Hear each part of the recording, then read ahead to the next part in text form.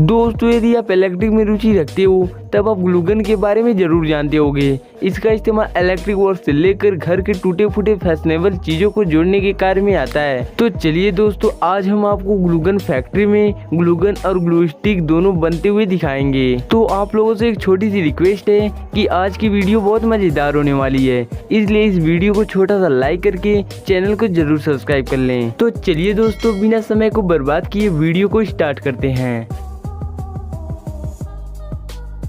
तो दोस्तों, glue gun की मैन्युफैक्चरिंग प्रोसेस देखने से पहले चलिए इसकी आउटर बॉडी पार्ट्स को 3D एनिमेशन की मदद से समझते हैं। वैसे इनमें 7 जरूरी पार्ट्स होते हैं। पहले नंबर पे आता है इसका प्लास्टिक बॉडी, और फिर nozzle, plastic trigger, steel stand, switch, power LED और लास्ट में आता है कॉर्ड यानी वायर प्लग। इसी वायर प्लग की मदद से ग्लू गन को एक प्रॉपर इलेक्ट्रिसिटी मिलता है, और ये वायर प्लग ग्लू गन के हीटिंग एलिमेंट से जुड़ा होने के कारण ग्लू गन हीट होने लगता है, और फिर जब हम इसमें ग्लू स्टिक को डालते हैं तो ये आसानी से पिघलना चालू हो जाता है, जिस कारण हम घर के किसी भी टूटे फूटे चीजों को आसानी से जोड़ सकते हैं।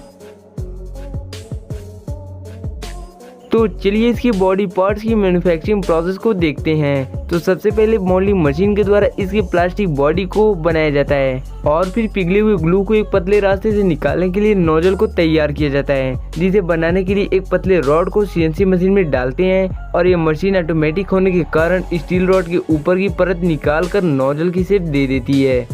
इस तरह से नोजल पूरी तरह बनकर तैयार हो जाता है, और फिर नोजल के पीछे लगने वाले रॉड को भी कटिंग कर लेते हैं। इस तरह से दोनों को जोड़कर कुछ इस तरह से बना लिया जाता है। अब स्विच को बनाने के लिए एक इलेक्ट्रीशियन के द्वारा स्विच के छोटे छोटे पार्ट्स को असेंबल करते हैं। अब ग्लू गन को इलेक्ट्रिसिटी देने के लिए वायर प्लग को तैयार किया जाता है। तो सबसे पहले केबल के आउटर कवर को छीलकर इंटरनल वायर के कवर को भी छीलते हैं। अब इन वायर्स में तीनों टर्मिनल जैसे लाइव टर्मिनल, अर्थ टर्मिनल और न्यूट्रल टर्मिनल को अटैच करके इन नंगे टर्मिनल पर प्लास्टिक इंसुलेटर की कोटिंग चढ़ाई जाती है। इस तरह से प्लास्टिक के प्लग पूरी तरह बनकर तैयार हो जाते हैं।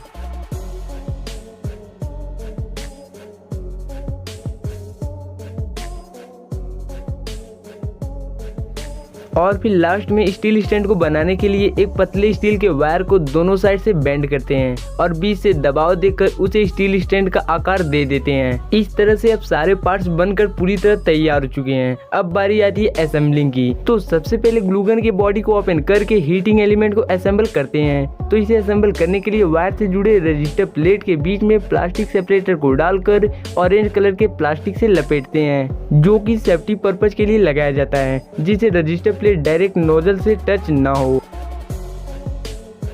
और एक एल्युमिनियम प्लेट लगाकर क्लिप से लॉक करके पीछे से एक प्लास्टिक कैप को लगाते हैं, और फिर इस इंटरनल पार्ट को ग्लू गन के अंदर असेंबल करके ट्रिगर को लगाते हैं, और फिर उसी समय स्प्रिंग और स्विच को असेंबल करके ग्लू गन के दूसरे हिस्से वाले बॉडी से क्लोज कर देते हैं। अब इन बने हुए ग्लू गन को कन्वेयर बेल्ट की मदद से स्क्रू लगाने के लिए ले जाते हैं, जहां एक घूमती हुई चक्री में स्क्रू डाला होता है, और ये स्क्रू एक एक करके स्क्रू टाइटिंग मशीन में पड़ती चली जाती है, और ये मशीन अपने नोजल की मदद से ग्लू गन में स्क्रू लगा देती है। और अगले स्टेप में इन ग्लू गन पर कंपनी का नाम लिखने के लिए ब्रांड प्रिंटिंग मशीन से दबाव देते हैं, और फिर स्टील स्टैंड को असेंबल करके इन्हें टेस्टिंग रूम में भेजा जाता है, जहां एक इलेक्ट्रीशियन के द्वारा इन ग्लू गन में ग्लू स्टिक को डालकर पिघलाया जाता है, जिससे ग्लू गन की हीटिंग पावर का पता चलता है।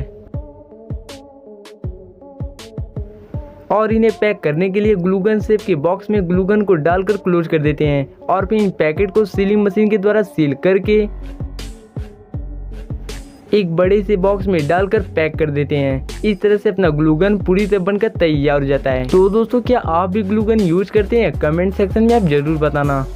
तो नंबर दूसरे पर आता है hot glue stick manufacturing process. दोस्तों, जैसा कि हमने देखा, ग्लू स्टिक के बिना किसी भी चीज को मजबूती से जोड़ा नहीं जा सकता। तो ग्लू स्टिक को बनाने के लिए मुख्य तौर पर 3 कंपोनेंट का इस्तेमाल किया जाता है। तो सबसे पहले पॉलिस्टर ग्रेन्यूल्स के थैले को एक वर्कर द्वारा क्रेन की मदद से एक हीटर मशीन में डालते हैं, जिसमें APAO यानी एमॉर्फस पॉली अल्फा ओलेफिन के लिक्विड को मिलाकर एक साथ पिघलाते हैं, जिसमें तीसरा इंग्रेडिएंट सीक्रेट होने के कारण कंपनियां किसी को नहीं बताती। और फिर इन बने हुए पेस्ट को शेपिंग मशीन में डालकर ग्लू स्टिक का शेप दे दिया जाता है और इन बने हुए ग्लू स्टिक को ठंडा करने के लिए पानी के कंटेनर से गुजारा जाता है, जो कि ये लंबी रस्सी की तरह होती हैं, जिस कारण इन्हें छोटा करने के लिए कटिंग मशीन में डालकर 10 सेंटीमीटर पर काट लेते हैं। यदि इन ग्लू स्टिक को कलरफुल बनाने होते हैं तो शेप देने से पहले ही पेस्ट में कलर को मिला दिया जाता है और लास्ट में ग्लू स्टिक की रेडियस को चेक करके एक बड़े से बॉक्स में पैक कर दिया जाता है।